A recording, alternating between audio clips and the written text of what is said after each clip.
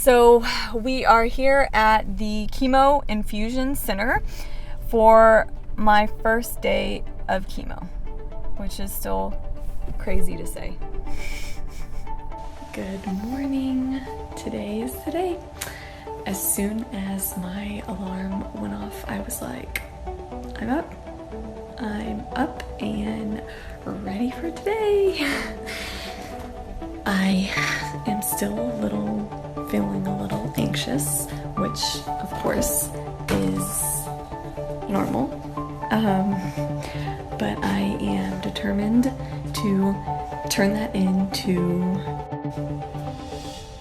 positivity and go into today with a strong mind, a strong heart, strong body, so that I can come out the other side even stronger.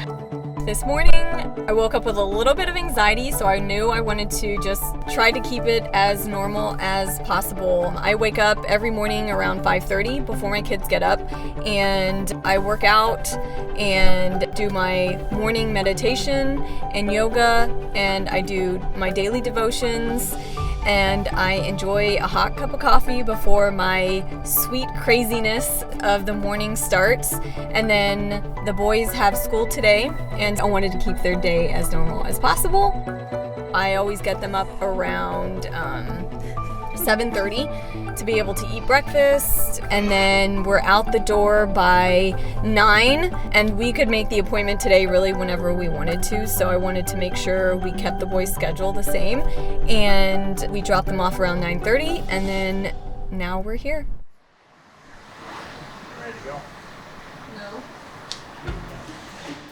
I was talking to plenty of people about this experience, but it wasn't until Chris told me, you have given birth twice, and you said that was the hardest thing that you could do. And everybody tells you their own experiences with childbirth, their own experiences with cancer, and it isn't really until you experience it for yourself that you can really put into words how you feel.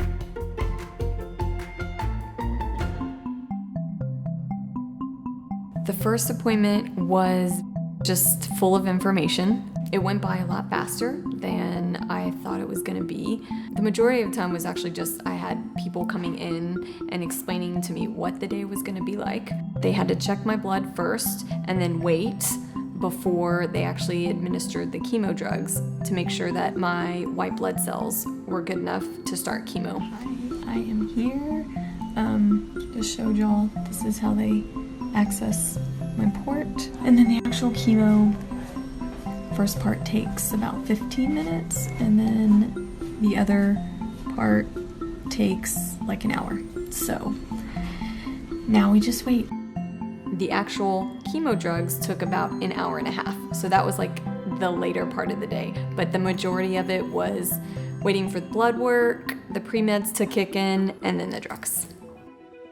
What am I hopeful for? I am hopeful that my story can help others, because nobody should have to go through something like this by themselves. So I want others to feel like they can open up, whether it's with me or their family. I'm just hopeful for others to feel like they aren't alone. Taking you along the journey, and just thank y'all so much. I've gotten so many texts and DMs from y'all, and it just means so much to me, so I appreciate everything. Thank y'all. This is why I have always stressed the importance of community, is to find people who are going through the same thing that you are, because it's one thing to hear from the doctor what you're going to go through, because they're going to tell you, the medical things and all that.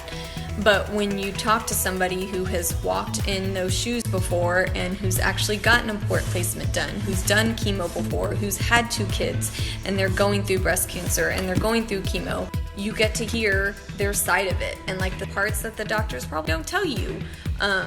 So that is why I've been so grateful for the people who have continued to reach out to me and tell me their experiences with all this. Anything that you are going through in life, you're not meant to do it alone. And yes, I have said it before, and I will continue to say it, because that is what I feel and why I continue to tell my story to you guys.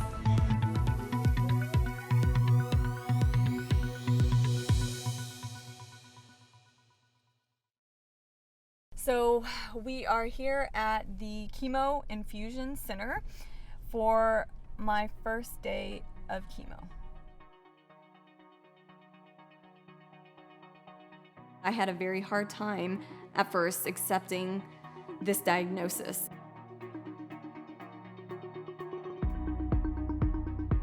So I am sitting outside of my salon about to go get my hair cut. I can't stop thinking about my boys and know if they're gonna recognize me. Hi, I missed you.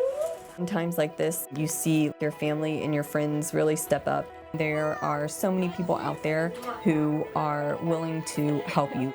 You don't need to go through something like this alone. I guess my anger kind of turned into hope.